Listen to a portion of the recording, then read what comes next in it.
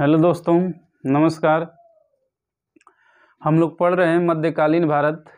और मध्यकालीन भारत में आज हम लोग पढ़ा जाएगा सैयद वंश। ठीक, सैयद वंश। इससे पहले हम लोग पढ़ चुके हैं दिल्ली सल्तनत पे जो वंश है, पहला गुलाम वंश, दूसरा खिलजी वंश और तीसरा तुगलक वंश। चौथा वंश हम लोग पढ़ रहे हैं दिल्ली सल्तनत का सैयद वंश। ज़्यादा समय तक ये दिल्ली सल्तनत पर शासन नहीं किए हैं। कहीं कहीं क्वेश्चन पूछ लिया जाता है, उतना ये इम्पॉर्टेंट है नहीं, फिर भी देख लेते हैं। सैयद वंश का जो ड्यूरेशन है 1414 से लेकर 1451 तक, 1451 तक है। यानी मात्र 37 वर्षों तक इन्होंने शासन किया है। 37 वर्षों तक शासन किया है। बहुत इम्पॉर्टेंट है इसका संस्थापक। इसका संस्थापक कौन है? तो खिज्र खां। संस्थापक कौन है? खिज्र खां। देखिए खिज्र खां कौन है? तो यह है तैमूर लंग का सेनापति। तैमूर लंग का सेनापति है। इसने और बहुत इम्पॉर्टेंट ये तथ्य है कि और क्वेश्चन ये पूछा गया है, सीधा सीधा क्वेश्चन पूछा गया है कि दिल्ली सल्तनत का कौन सा शासक है जो सुल्तान की उपाधि नहीं धारण करके अपने को केवल रैयत वाला ही कहला है। रैयत आला, यानी रैयत आला की उपाधि कौन धारण किया था? तो खिज्र खां, जो है सैयद वंश का संस्थापक। ठीक, बढ़िया क्वेश्चन है। रैयत आला, रैयत आला। अगला है तैमूर लंग भारत से लौटते समय इसे मुल्तान, लाहौर एवं दीपालपुर का शासक नियुक्त किया। अगला एक तथ्य है तैमूर के पुत्र शाहरुख, शाहरुख खान वाले शाहरुख, तैमूर का पुत्र है शाहरुख, को खिज्र खान नियमित रूप से कर भेजता था, टैक्स भेजता था। और ऐसा माना जाता है कि खिज्र खान शाहरुख को अपना प्रतिनिधि मानता था ना, प्रतिनिधि, कि उसका प्रतिनिधि, यानी शाहरुख का क्या है? प्रतिनिधि है, एजेंट है भारत में ये। ठीक, तो इसने केवल 37 वर्षों तक शासन किया है। अगला इसका पुत्र होता है मुबारक शाह। मुबारक शाह, मुबारक शाह ने एक शहर की स्थापना की यमुना नदी के किनारे। यमुना नदी के किनारे मुबारकाबाद। मुबारकाबाद शहर का संस्थापक कौन है? मुबारक शाह। मुबारक। अगला बहुत बहुत इम्पॉर्टेंट है और क्वेश्चन आया हुआ है कि इसके दरबार में एक विद्वान रहते थे, याहिया बिन अहमद सरहिंदी। याहिया बिन अहमद सरहिंदी, और इन्होंने एक पुस्तक लिखी जिसका नाम है तारीख मुबारक शाही। तारीख मुबारक शाही। और इस पुस्तक में जानकारी है किसकी? सैयद वंश की। सैयद वंश की इस पुस्तक में जानकारी है। सैयद वंश का अंतिम शासक अगर देखा जाए तो कौन है? तो ये है अलाउद्दीन अहमद शाह। अलाउद्दीन अहमद शाह। ठीक, इसके बाद जो वंश आएगा वो आएगा खिलजी वंश। तो हम लोग अध्ययन किया जाएगा खिलजी वंश का। एक बार फिर 3-4 की पॉइंट देख लेते हैं। सैयद वंश कार्यकाल 1414 से 1451। खिज्र खां रैयत आला, शाहरुख प्रतिनिधि मानता है। फिर उसका पुत्र मुबारक शाह। मुबारक शाह ने एक संरक्षण प्रदान किया था एक विद्वान को, याहिया बिन अहमद सरहिंदी, और उसकी पुस्तक का नाम है तारीख मुबारक शाही, जिसमें सैयद वंश की जानकारी मिलती है। और अंतिम शासक है सैयद वंश का कौन? अलाउद्दीन अहमद शाह। और इसके बाद होगा कौन सा वंश स्थापित है दिल्ली सल्तनत में? तो वो होगा चलिए आगे शुरुआत करते हैं। इसके बाद पढ़ते हैं लोधी वंश। ठीक ना, पढ़ते हैं लोधी वंश। तो दिल्ली सल्तनत में पहला वंश गुलाम, खिलजी, तुगलक, सैयद और लोधी वंश। अंतिम वंश लोधी वंश। लोधी वंश का जो ड्यूरेशन रहा है 1451 से 1526, और 1526 वर्ष याद होगा क्योंकि इसमें इब्राहिम लोदी और बाबर के बीच पानीपत की प्रथम लड़ाई हुई थी। ठीक, तो वहाँ से शुरू हो जाता है मुगल वंश। लोदी वंश का संस्थापक, पहला क्वेश्चन, बहलोल लोदी। बहलोल लोदी, जिसका ड्यूरेशन रहा है 1451 से 89 तक। 1451 से 89 तक। देखिए जो लोदी हैं ये हैं कौन, तो अफगानी हैं ना, अफगानों के गिलजई कबीले के साहू खेल शाखा से ये संबंधित है। इनका इतिहास रहा है और ऐसा इतिहास बताता है कि लोदी जो थे वो घोड़ों के व्यापारी थे। उनके पूर्वज घोड़ों के व्यापारी थे, हॉर्स के मर्चेंट थे। ठीक, हॉर्स मर्चेंट थे। बहुत बार ये क्वेश्चन पूछा गया है, कौन सा दिल्ली सल्तनत का शासक पहला है जो अफगान शासन की स्थापना की है दिल्ली पर, तो वो है बहलोल लोदी। बहलोल लोदी। ठीक, अगला है बहलोल लोदी, बहुत इम्पॉर्टेंट है। यह अपने सरदारों को मसनद ए आली, बहुत इम्पॉर्टेंट, मसनद ए आली कहकर पुकारता था और इतना ये इनके भक्त था सरदारों के, अमीरों के, कि इनके खड़े रहने पर स्वयं खड़ा हो जाता था। यानी उनके आने पर भी स्वयं खड़ा हो जाता था, झुक जाता था। अगर वे खड़े तो ये भी भाई साहब क्या हो जाते, खड़े हो जाते थे। अगली जानकारी है, इसने बहलोल लोदी बहलोल नाम के सिक्के चलाए और जो अकबर से पहले तक, उत्तर भारत में अकबर से पहले तक विनिमय के मुख्य साधन था, यानी खरीद फरोख्त का साधन था। कौन सा, बहलोल सिक्का। बहलोल सिक्का। अगला है बहुत इम्पॉर्टेंट है, बहलोल लोदी का महत्वपूर्ण जो अभियान रहा है, सफल अभियान, विजय अभियान, वो है जौनपुर पर, और इसने जौनपुर को दिल्ली सल्तनत में मिला लिया था। बहुत इम्पॉर्टेंट क्वेश्चन है कि बहलोल लोदी का सबसे महत्वपूर्ण विजय कौन सा है, तो जौनपुर। ठीक है, जौनपुर। आगे देखते हैं, बहलोल लोदी के दरबार में हिंदू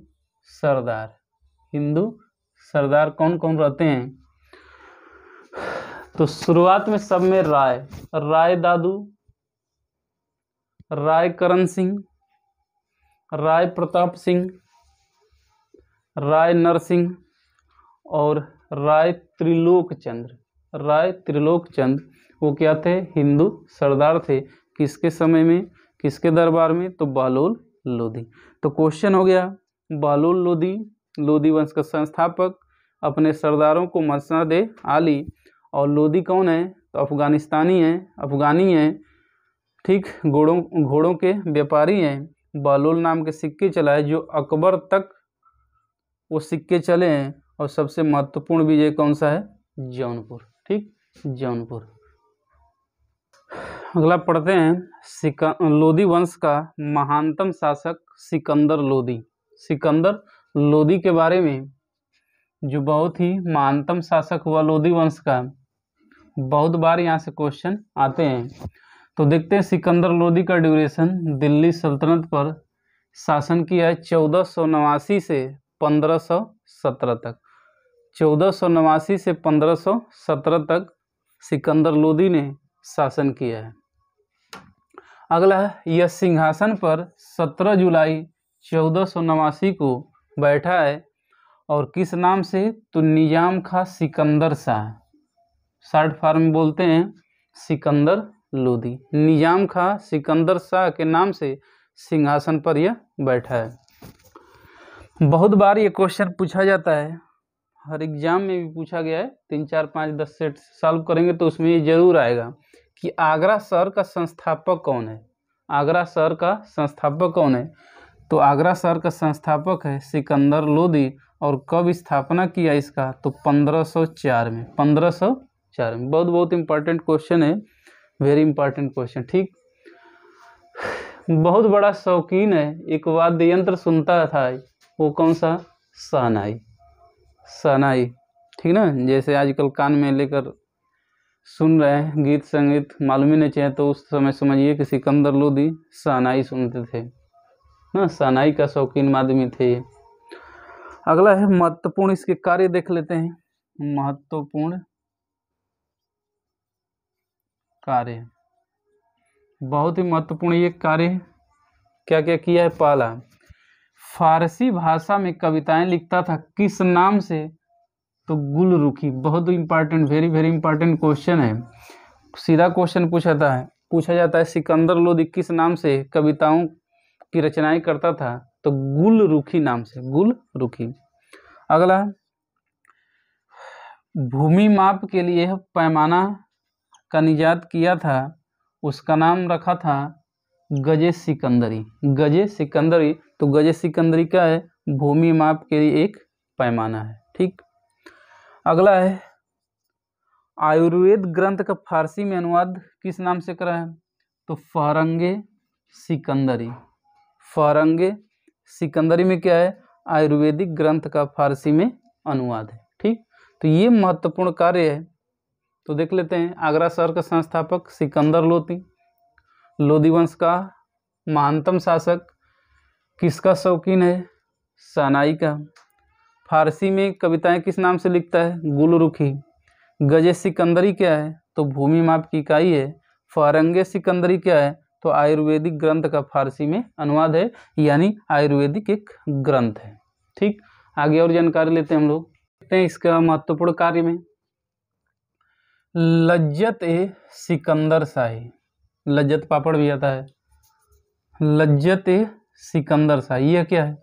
तो यह एक गायन विद्या का ग्रंथ है, जिसमें जिस ग्रंथ को सिकंदर लोदी ने फारसी में अनुवाद कराया था। फारसी में अनुवाद कराया था। तो लज्जत ए सिकंदर शाही क्या है? गायन विद्या का ग्रंथ है। ठीक। अगला, सिकंदर लोदी ने अनाज पर ज़कात कर लेना बंद करवा दिया था, कि अनाज पर आप लोग ज़कात कर न लीजिए। इसने ब्राह्मणों से पुनः जजिया कर लेना प्रारंभ कर दिया। ठीक। बहुत बहुत इम्पोर्टेंट। ठीक ठाक। अगला जो है वेरी वेरी इंपॉर्टेंट क्वेश्चन है, इसने मुसलमानों को ताजिया निकालने, जो मुसलमान द्वारा ताजिया निकाली जाती है, फिर मुसलमान स्त्रियों को पीरों तथा संतों के मजार पर जाने पर प्रतिबंध लगा दिया। ठीक। तो सिकंदर लोदी ने ताजिया निकालना बंद करा दिया, और मुसलमान स्त्रियों का रहने दो, अब तुम लोग को पीरों और संतों और बाबाओं के मजार पे जाने की ज़रूरत नहीं है। तो इसने प्रतिबंध लगा दिया। बहुत बार ये क्वेश्चन पूछा गया है, ताजिया निकालने और पीरों और संतों महिलाओं को जाने पर किसने रोक लगा दी? तो यह है सिकंदर लोदी। क्वेश्चन कमेंट करके आप बताइएगा, ताजिया निकालने की प्रथा किस शासक ने शुरू की थी? किस शासक ने शुरू की थी? हम लोग प्रीवियस वीडियो में पढ़ चुके हैं। ठीक है। आगे देखिए, जानकारी जो है इसके बारे में, एक मूर्ति भंजक के रूप में जानकारी है कि यह मूर्तियों को तोड़ने का आदेश दिया था। तो है इसमें जानकारी कि इसने नगरकोट के ज्वालामुखी मंदिर की मूर्तियों को तोड़कर उसके टुकड़ों को कसाईयों को मांस तौलने के लिए दे दिया। तो क्या किया? मूर्ति भंजक एक शासक बन गया था, कट्टरवादी शासक बन गया था। देखें कि महिलाओं को पीर बाबाओं और संतों के मज़ारों पर जाने पर प्रतिबंध लगा दिया, ताजिया निकालने पर प्रतिबंध लगा दिया। तो ऐसा धार्मिक विरुद्ध काम कर दे भाई साहब कि गले में बीमारी पकड़ी और मर गए। तो गले में बीमारी के कारण 21 नवंबर 1517 को इनकी मृत्यु हो गई। इसीलिए ज़्यादा उत्पात नहीं मचाना चाहिए। ठीक ना? ऐसे मृत्यु ऐसी बीमारी पकड़ लेगी कि जो क्या हो जाएगी? असाध्य हो जाएगी। ठीक है। तो हम लोग शुरुआत करते हैं। इसके बाद एक और शासक है, लास्ट शासक लोदी वंश का, इब्राहिम लोदी। देखते हैं इब्राहिम लोदी के बारे में। इसका जो ड्यूरेशन है, दिल्ली पर शासन किया है 1517 से 1526, 1517 से 1536। इसमें दो महत्वपूर्ण युद्ध याद रखना है। पहला खतौली का युद्ध और दूसरा पानीपत का प्रथम युद्ध जो इब्राहिम द्वारा इब्राहिम लोदी द्वारा लड़ा गया है। तो पहला युद्ध देखते हैं, खतौली का युद्ध। ये हुआ है 1518 में। 1518 में किसके बीच? महाराणा सांगा और इब्राहिम लोदी के बीच में विजय होती है महाराणा सांगा। महाराणा सांगा ने देखिए इब्राहिम लोदी को 2 बार पराजित किया था, 2 बार पराजित किया था, ठीक है। तो खतौली के युद्ध में भी इब्राहिम लोदी क्या हो जाता है? पराजित होता है। स्थिति तब दयनीय हो जाती है 8 साल बाद, जब पानीपत का युद्ध, पहला युद्ध होता है 21 अप्रैल 1526 को इब्राहिम लोदी और बाबर के बीच, मुगल वंश का संस्थापक बाबर के बीच। देखिए किसी भी वंश का या किसी का भी विनाश, जैसे रामायण में देखेंगे रावण का विनाश हो गया, लंका भेदी जरूर होते हैं, उसी तरह से इब्राहिम लोदी भी मारे गए हैं। इनको न्योता दिया, इब्राहिम के रिश्तेदार बाबर को बुलाया कि भाई आओ और इब्राहिम लोदी के खिलाफ लड़ो। ये चाहते थे लोग कि बाबर को बुलाएंगे, उस समय का महान शासक है, ज़्यादा उसके पास सैनिक हथियार हैं, आएंगे इब्राहिम लोदी को हरा कर चला जाएगा और उसके बाद हम लोग क्या करेंगे? शासन करेंगे। लेकिन ऐसा कुछ हुआ नहीं। बाबर जब लड़ा तो उस समय था कि उसका विरोध करने वाला कोई नहीं रह गया। कुछ सालों तक आराम किया, कुछ समय तक आराम किया, लग रहा, फिर सोचा कि यहाँ पे कोई हमें भगाने वाला नहीं है, यहीं पे शासन किया जाए। तो पड़ जाती है नींव किसकी? मुगल वंश की ना, मुगल वंश की। और मुगल वंश 1526 से शुरू हो जाता है दिल्ली पर राज्य करना, और महान शासक हुए भारत के सब। तो अपना हम विनाश कराए न्योता देकर। खैर आगे हम लोग इसकी जानकारी लिया जाएगा। तो पानीपत का प्रथम युद्ध 21 अप्रैल 1526 को होता है इब्राहिम लोदी और बाबर के बीच। बाबर इसमें क्या हो जाता है? विजयी होता है। बाबर इसमें विजयी होता है। तो बाबर की क्या हो जाती है? विजय हो जाती है। ऐसा प्रथम शासक है इब्राहिम लोदी जो युद्ध में बेचारा मारा गया है। बहुत बार ये क्वेश्चन पूछा गया है कि कौन सा निम्न ऑप्शन में से बता दीजिए कौन सा शासक है जो युद्ध स्थल में मारा गया। तो एक है शासक इब्राहिम लोदी, लोदी वंश का अंतिम शासक इब्राहिम लोदी जो युद्ध में मारा गया। और कहा फरिश्ता ने, इतिहासकार ने लिखा है कि इब्राहिम लोदी मृत्यु पर्यंत लड़ता रहा और अंत में एक सैनिक की भांति युद्ध स्थल में ही मारा गया। ठीक, तो यहाँ से क्वेश्चन बहुत बार आता है कि कौन सा शासक हुआ जो युद्ध में मारा गया। तो दोस्तों ये था लोदी वंश, और इससे पहले इसी वीडियो में पढ़े हम लोग कौन सा? सैयद वंश। ठीक, हमें आशा है कि बहुत ही शानदार ये वीडियो रहा होगा जो आपके भविष्य को निर्धारित कराए, यही कामना है। वीडियो को लाइक ज़रूर करिए और दूसरे को भी शेयर करिए कि 10 से 15 मिनट में वो भी क्या हो जाए? लाभान्वित हो। ठीक है, बहुत बहुत धन्यवाद।